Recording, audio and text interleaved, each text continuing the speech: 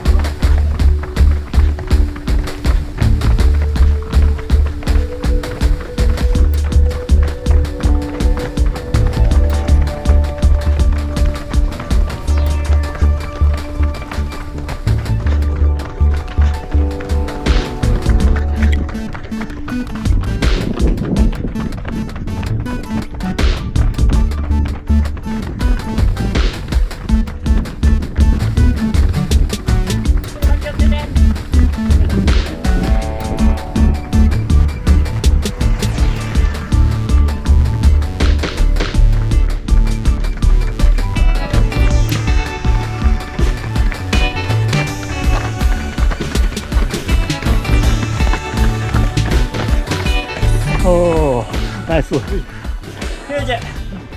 刚才后藤先生说，周2这个训练大家都是集体跑，最后2个冲一冲，现在还有最后一个。刚才倒数第2个，大家已经冲起来了。好了。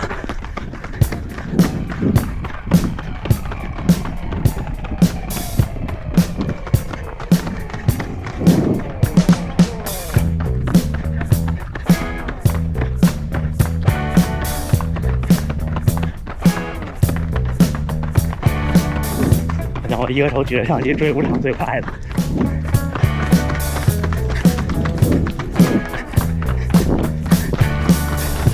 田中先生好快啊！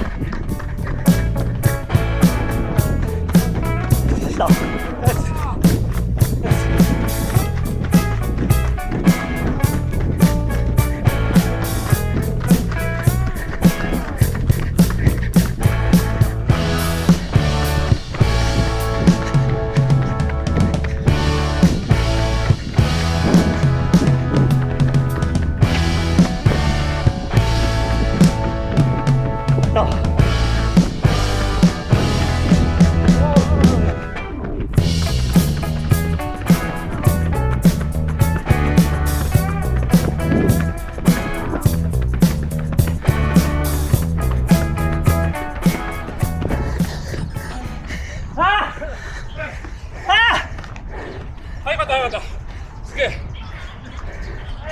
78秒还可以，是不是还可以？1分18，78秒，不慢哈。我记得去年我们跑400米的时候，就我很认真的跑，能跑到76、75，对，就很开心了。我有一次不知道为什么有如神助跑到了72，就美坏了。所以有进步，是不是？足ブルブル。はい。お疲れ様でした。ありがとうございました。ありがとうございました。比方说像昨天中间的那个5公里，还有我们以往周3的早训练，这些还有我自己早晨起来跑的训练，包括像今天这个不是非常快的400米，就有时候尤其是晨跑，你会觉得，哎，这跟比赛不一样。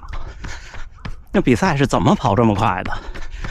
就像有一位小伙伴发评论，触发了我的这个感慨，就说10公里、半马这2场，就几个月前，我的平均配速是3分30，而在大多数这种早训练的时候，3分30对我来说，体感压力就挺大的了。这个事儿现在我也没有什么合理的解释，我只能说凭经验，到了比赛的时候，身体会，这首先身体和精神都会更兴奋，第二呢，有更充足的准备，可能只有这2个原因。因为我没有什么科学的依据，就跟有小伙伴说你这说的不对，你说的不科学，那肯定是的，因为自媒体那就是个人观点，个人观点呢都是片面的，或者很大时候都是片面的。我只是跟大家分享我的感受。说这个的原因是，有的时候我会自己怀疑自己，会觉得，哎，你平常跑个3分20多，跑5公里，跑3公里，或者跑6公里，觉得特累了。那比赛想再突破怎么办呢？肯定很多小伙伴也有这个困扰，所以给大家分享出来，咱们一起排解一下。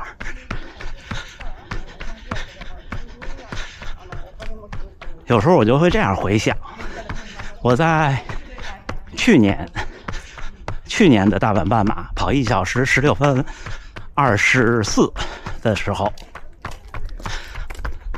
那场比赛之前我就在焦虑中，我就想，不太可能啊，因为那个时候要跑到3分33还是多少，但是那个时候我的 LTR 差不多就是那范围啊，3分36，对，好像是。不是3分33，那时候我的 LTR 大概是3分33，我觉得这不太可能，因为那个时候我早训练的水平差不多，也就是3分25到3分30，差不多比现在整体的水平慢3到5秒，所以你看这也特别符合2场马拉松、2场半马的配速差，对不对？然后他就跑出来了。就莫名其妙就跑出来了，虽然很艰难。然后到今年的时候，年初的10公里给了我比较大的信心，因为10公里其实是，就是我觉得是可以拼一拼的，所以10公里的时候我就没有太多思想的负担，就去拼了。我想就全力冲刺呗，按照5公里那么跑，能顶多久就顶多久。而且十有八九是能定下来的，对这个感觉也特微妙。就像有时候我会回看我大阪半马的节目，找一找信心。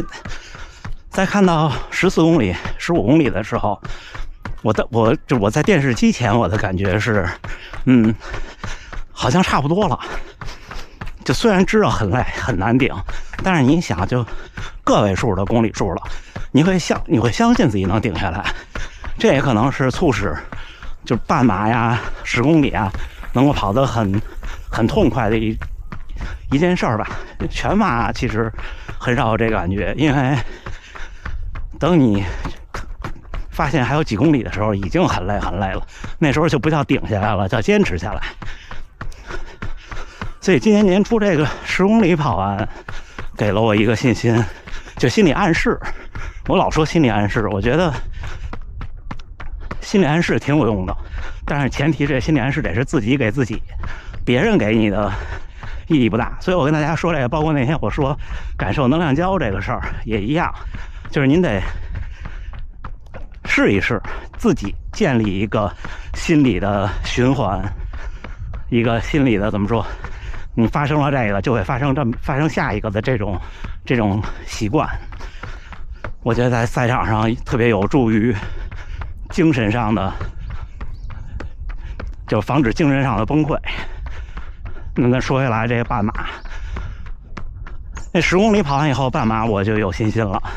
然后我就这么想，我又想到去年的我刚才说那场3分36，我想那个时候我的 LT2是多少，我跑了多少？那今年我是多少，我跑了多少？当时是没有想到能跑到114开头的，因为当时我的 LT2大概是3分30，我想我不可能是3分30跑下来，因为差不多我的10公里是3分30，正好它也验证了我的乳酸阈值是3分30。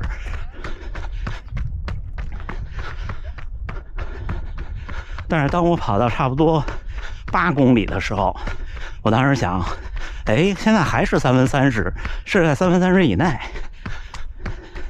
我想那比10公里当时体感又好，那就试一试。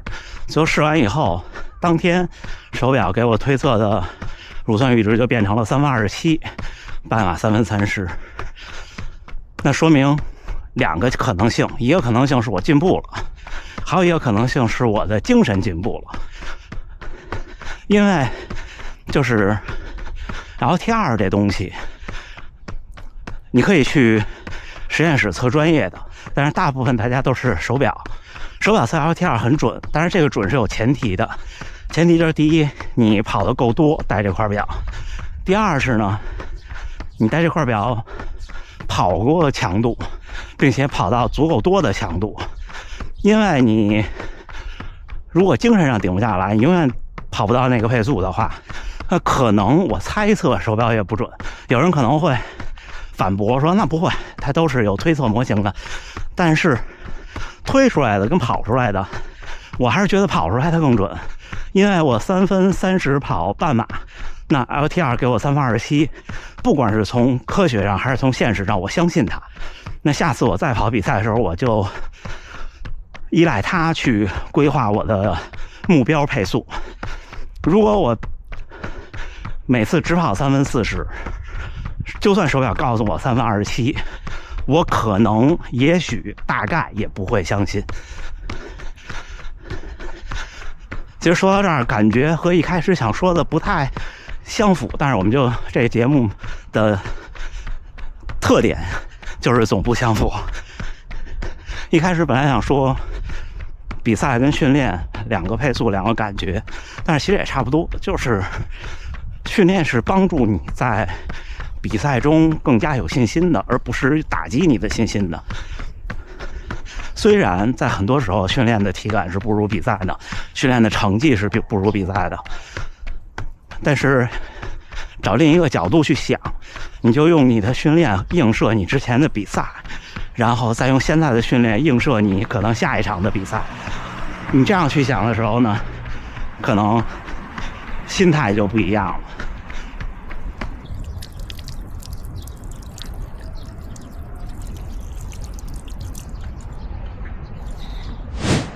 5月20号星期二清晨，可能7点多了，训练结束。